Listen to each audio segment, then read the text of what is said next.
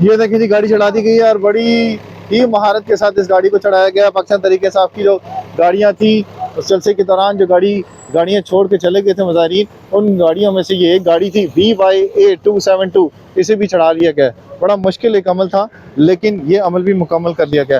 अब हम आपको अगली गाड़ी की तरफ लेके जाते हैं। ये देखें, अब ये जो गाड़ी है, ये जो रिकवरी का ट्रक है, अब इस IS को ले जाने की कोशिश करेगा।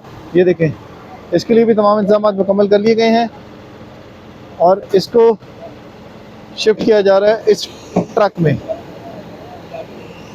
ठीक है जी, ये देखें।